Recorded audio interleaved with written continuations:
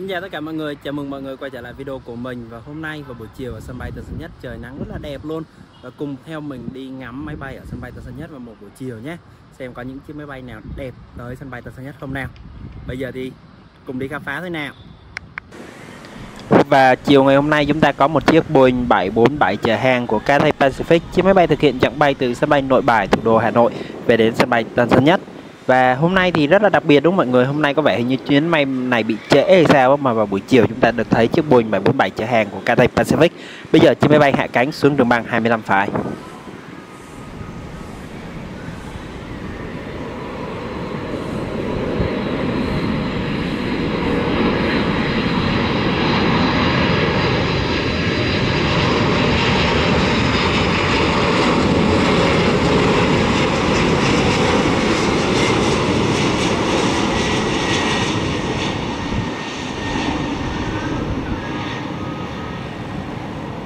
Nhìn Boeing 747 đẹp đúng không mọi người? Và Cathay Pacific Cargo là một trong những hãng hàng không vận tải cũng thường xuyên có mặt tại sân bay Tân Sơn Nhất á.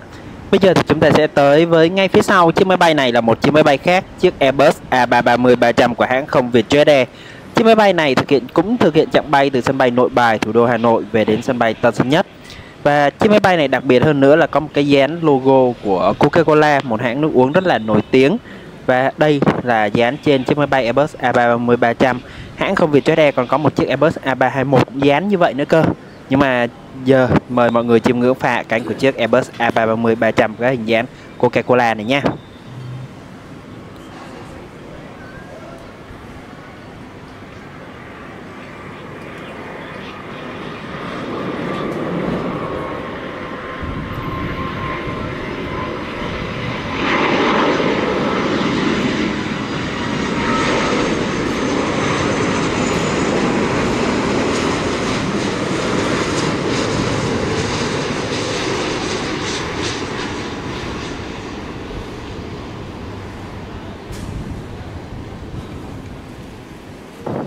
Buổi chiều tại sân bay Tân Sơn Nhất hôm nay thì gió nhẹ và không có nắng nhiều đâu mọi người. Bây giờ thì chúng ta sẽ tới với một máy bay đặc biệt khác. Chiếc máy bay này là có màu sơn của Vietnam Airlines nhưng được vận hành bởi Pacific Airlines, một công ty con của Vietnam Airlines. Và điểm nhận diện duy nhất chỉ có trên thân máy bay nó có chữ Pacific Airlines thôi. Và vé của Pacific Airlines thì rẻ hơn của Vietnam Airlines khoảng 100.000 trên web nha mọi người. Nên thấy mọi người khi mà đặt vé máy bay mà trên web của Vietnam Airlines thì nên nhìn rõ là chuyến bay được vận hành bởi Vietnam Airlines hay là bởi Pacific Airlines nhé. Bây giờ chiếc máy bay hạ cánh xuống đường băng 25 phải.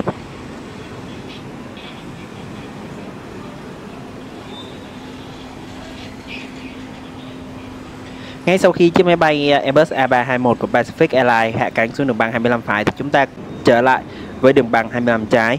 Đây là một chiếc máy bay chở hàng của Trung Quốc nha mọi người. Nhưng mà đây là một chiếc Boeing 737 được hoán cải từ máy bay chở khách sang máy bay chở hàng.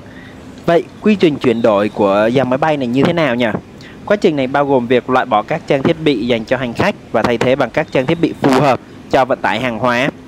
Thứ nhất là phải tháo dỡ tất cả các nội thất như loại bỏ ghế ngồi này, galley này, hay gọi là nhà bếp đó mọi người, nhà vệ sinh này, tấm ốp tường này, sàn cabin là phải tháo hết. Và lắp đặt các cửa hàng lớn, cái cửa lớn đó, sẽ mỗi trên những chiếc máy bay này sẽ có một cái cửa lớn để đưa hàng hóa ra vô. Và để có thể dễ dàng hơn và củng cố cái phần sàn, tại vì hàng hóa sẽ rất là nặng luôn, thì các sàn sẽ được chuyển đổi lại và hệ thống quản lý hàng hóa lắp đặt trên các đường ray con lăn để có thể đưa hàng hóa ra vô rất là dễ dàng. Hệ thống điện này và loại bỏ các cửa sổ ở những chiếc máy bay này thì họ sẽ là bịt kín lại luôn chứ không có phải là họ sẽ làm trơn lại như mọi người, nên thấy dễ nhận diện lắm. Còn bây giờ thì chiếc máy bay Boeing 737 chở hàng hoán cải từ chở khách này từ chở khách qua chở hàng này được lệnh cất cánh rời khỏi sân bay Tân Sơn Nhất hướng về Trung Quốc.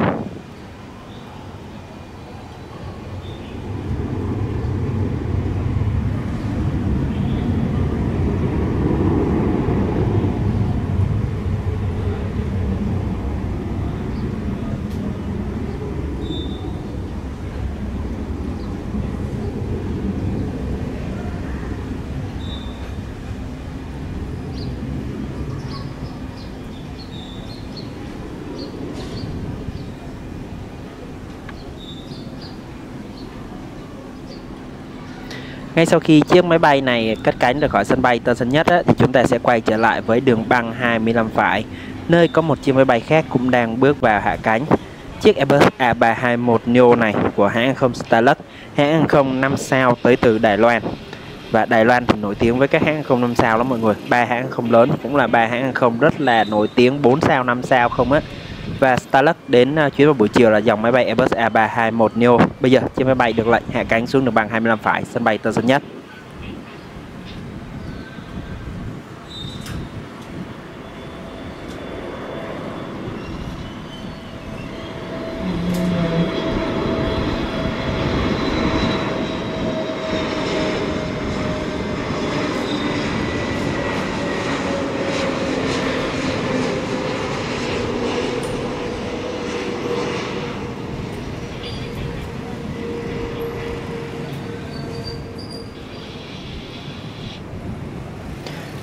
Mọi người thấy không, điều kiện thời tiết hôm nay ở sân bay Tân Sơn Nhất thì không bị mù và nắng cũng nhẹ thôi chứ không nắng quá gắt. Bây giờ thì chúng ta sẽ tới với chiếc Boeing 737-300ER của Eve, chiếc máy bay quá quen thuộc đúng không? Nhưng mà hôm nay mình xin nói về chiếc xe ô tô màu vàng 4 chỗ này nhé. Xe này còn gọi là xe Follow Me hay còn gọi là xe dẫn tàu bay ấy mọi người, là loại phương tiện giao thông đặc biệt tại sân bay, có chức năng chính là hướng dẫn máy bay di chuyển một cách an toàn, chính xác khu vực đường lăn hay còn gọi là đường taxiway hay là sân đỗ. Và chức năng của nó thì là rất là nhiều. Thứ nhất là dẫn tàu bay khi hạ cánh, dắt máy bay từ đường băng về vị trí khu vực được chỉ định, gọi là gate hoặc là vị trí đỗ đấy. Thứ hai là dẫn máy bay từ đường ra đường cất cánh, dẫn dắt máy bay từ vị trí đỗ, giống như chiếc xe màu vàng vừa rồi đang dẫn chiếc Eva này ra đường băng đó, thì là cũng hỗ trợ như vậy. Và trợ giúp phi công có thể tránh lăn nhầm ở những cái sân bay có mật độ cao hay là những cái đường mà rất là nhiều hình, nói chung là sân bay rất là rộng và các đường lối thì rất là nhiều, thì giúp giảm tải cho phi công nữa. Hỗ trợ trong điều kiện tầm nhìn hạn chế thì họ cũng có thể hỗ trợ được, giúp phi công thì chỉ tập trung theo xe dẫn để không bị gọi là quá là phải tập trung xung quanh, thì nói chung cũng gây mất an toàn cũng vậy mọi người. Và nói chung là có thêm cả dịch vụ theo yêu cầu, cung cấp dịch vụ theo yêu cầu của hãng hàng không hoặc là người khai thác tàu bay để đảm bảo an toàn tuyệt đối tại sân bay luôn.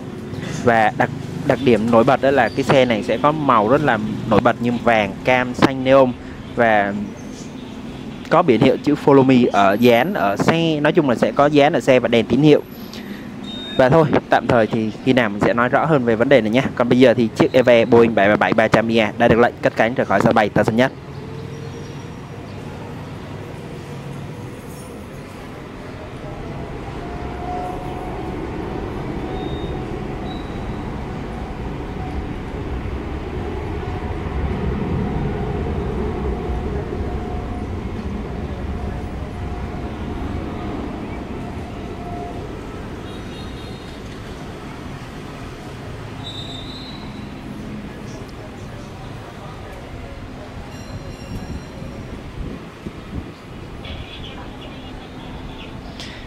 Và bây giờ thì nắng vàng đang đổ xuống sân bay Tân Sơn Nhất rồi, rất là đẹp.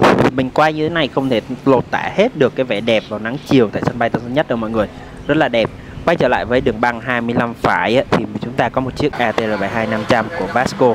Chiếc máy bay này trước đây được Vasco cho Air Cambodia bay thuê nha. Bây giờ thì đã trở lại với đội bay của Vasco rồi. Chiếc máy bay thực hiện chặng bay từ sân bay Côn Đảo về đến sân bay Tân Sơn Nhất.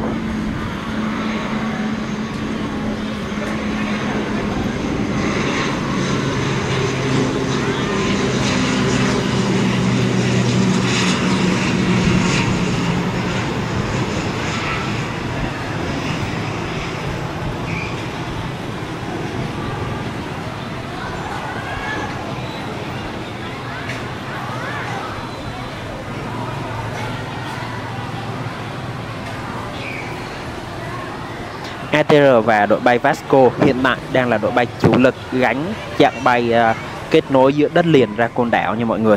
Và thứ bảy chủ nhật thì phải hình như là tổng công ty trực thăng ở Vũng Tàu á thì cũng có những chuyến trực thăng bay ra Côn Đảo á, thì mọi người có thể liên hệ với bên đấy nhé. Còn đây là một chiếc Airbus A321 của hãng không Viettravel Airlines. Chiếc máy bay này có màu sơn màu vàng. Đây là chiếc máy bay cũng mới gia nhập đội bay gần đây thôi. Và bây giờ chiếc máy bay hạ cánh xuống đường băng 25 phải và lúc nữa chúng ta sẽ thấy chiếc màu sơn cũ của Vietravel nha.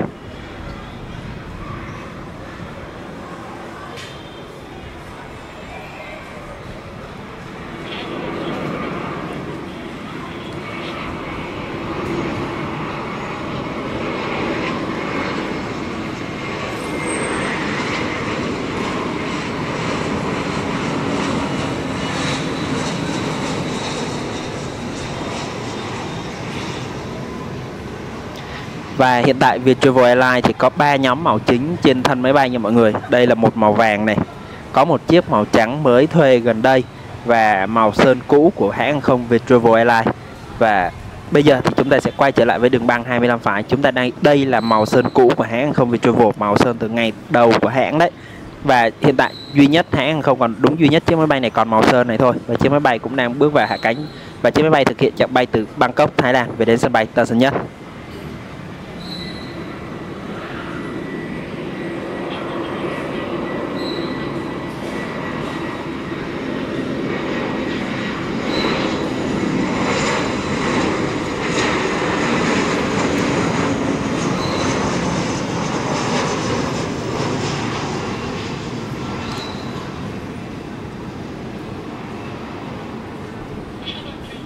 Hiện tại Vietravel cũng đang có đường bay từ Bangkok về kết nối với sân bay Tân Sơn Nhất đó mọi người có thể tham khảo thử nhé. Và bây giờ thì chúng ta sẽ quay trở lại với khu vực đường lăn, nơi có một chiếc Airbus A321neo của hãng hàng không China Southern Airlines, một hãng hàng không đến từ Trung Quốc. Chiếc máy bay này sẽ thực hiện chặng bay từ sân bay Tân Sơn Nhất đi Quảng Châu. Nhưng mà mọi người để ý phần mũi không? Nó có cái màu trắng rất là đẹp đúng không? Thường cái phần mũi trước đây của hãng hàng không á, thì sẽ là màu xanh cơ. Nhưng mà có vẻ là họ mới thay gần đây nên thấy còn màu trắng nhìn rất là cute đúng không mọi người? Và bây giờ thì chiếc máy bay này được lệnh tiến lên đường băng 25 trái và sẽ dừng chờ ở đây để chờ một máy bay khác về hạ cánh đã.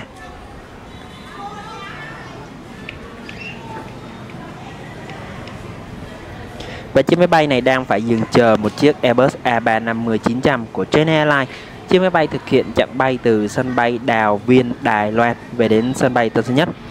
Và China Airlines thì có 2 chuyến một ngày tới sân bay Tân Sơn Nhất, một chuyến vào buổi sáng và một chuyến vào buổi chiều như hiện tại. Và hãng này đang sử dụng song song hai dòng máy bay Airbus A350-900 và Boeing 737-300ER của mình tới sân bay Tân Sơn Nhất mọi người. Và bây giờ mời mọi người chiêm ngưỡng pha hạ cánh của Airbus A350-900 của China Airlines xuống sân bay Tân Sơn Nhất.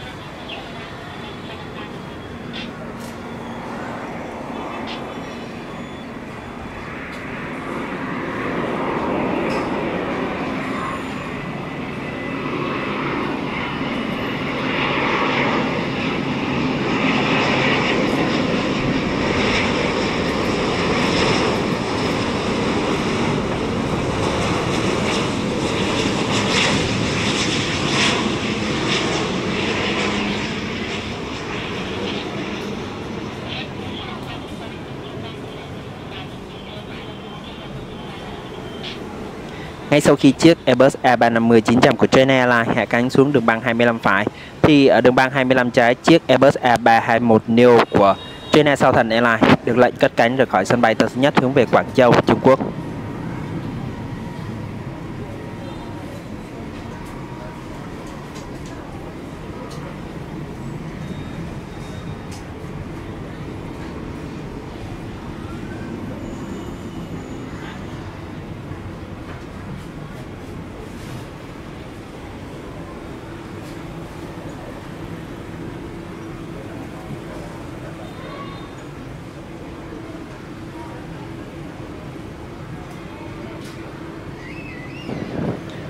Sau khi chiếc máy bay này cất cánh thì chúng ta sẽ quay trở lại đường băng 25 phải, nơi ATR72500 của Vasco cũng thực hiện chặng bay từ sân bay Côn Đảo và về đến sân bay Tân Sơn Nhất. Và chặng bay này là một chặng bay rất là đông và chỉ có mỗi ATR72500 là chiếc máy bay có thể hạ cánh xuống sân bay Côn Đảo tính tới thời điểm hiện tại nha mọi người. Và bây giờ thì mời mọi người chiêm ngưỡng hạ cánh của ATR72500 trong nắng chiều rất là đẹp luôn á.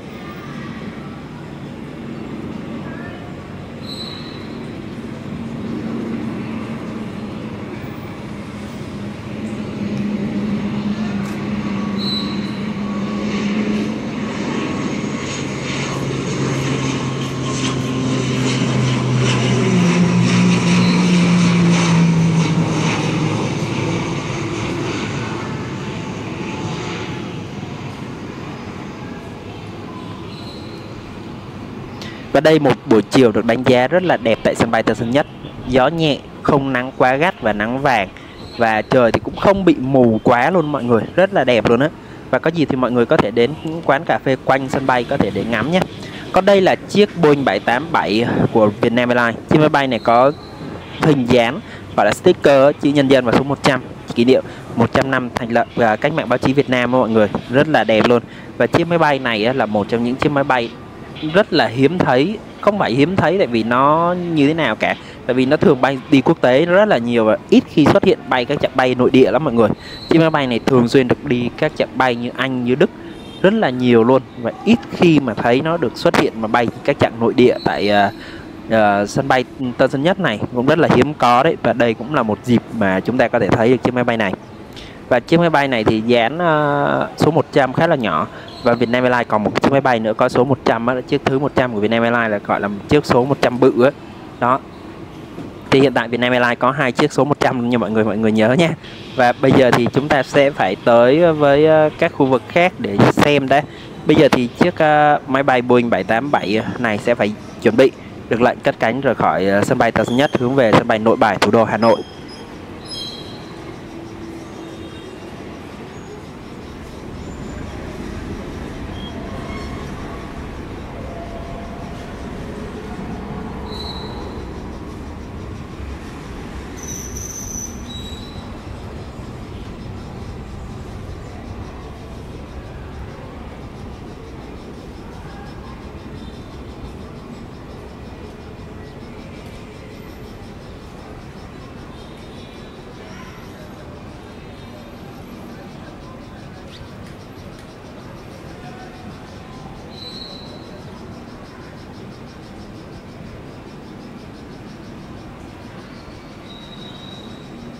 Ngay sau khi chiếc Boeing 787 của Vietnam Airlines cất cánh thì chúng ta tới với ATR72600. Và bản ATR72600 của Air Cambodia có khác gì với ATR72500 của Vasco không? Thì nó khác nhiều mọi người, từ công nghệ, từ buồng lái thì hệ thống màn hình đã được đưa vào số hóa vào, chứ không còn đồng hồ kim như ATR72500 nữa. Và họ có rất là nhiều thiết bị công nghệ tiên tiến trên ATR72600. Và Air Cambodia cũng có một chiếc ATR72600 duy nhất này thôi. Và bây giờ thì chiếc máy bay thực hiện chặng bay từ sân bay Tech No của sân Campuchia về đến sân bay Tân Sơn Nhất. Và sân bay mới của Campuchia thì khá xa thủ đô Phnom Penh nha mọi người. Nên thế ai mà đi từ Phnom Penh về đến sân bay Tân Sơn Nhất nhớ chú ý về quãng đường ra sân bay nhé.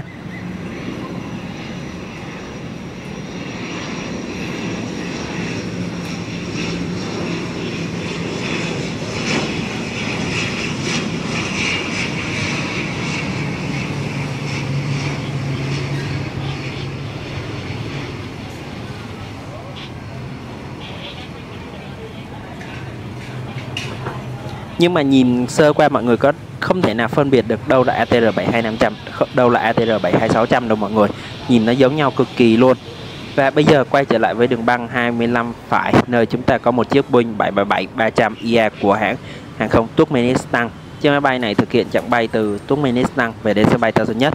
Và chiếc hãng hàng không này có 2 chuyến bay tới sân bay Tân Sơn Nhất một tuần nha mọi người. Một chuyến vào thứ 3 và là vào buổi tối, và thứ 5 là vào buổi chiều tối lúc 5 giờ chiều này. Và bây giờ chiếc máy bay đang đỡ lệnh hạ cánh xuống đường băng 25 phải. Và rất là lâu rồi mình mới có thể dịp để ghi hình chiếc máy bay này luôn á. Bây giờ thì mời mọi người chiêm ngưỡng pha hạ cánh của chiếc máy bay này nha.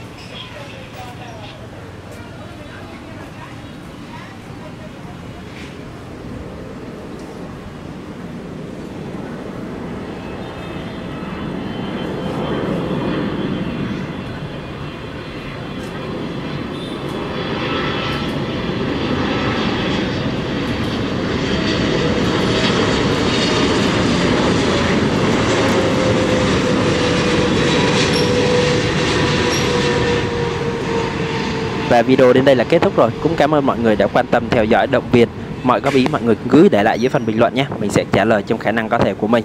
Còn bây giờ xin chào và hẹn gặp lại.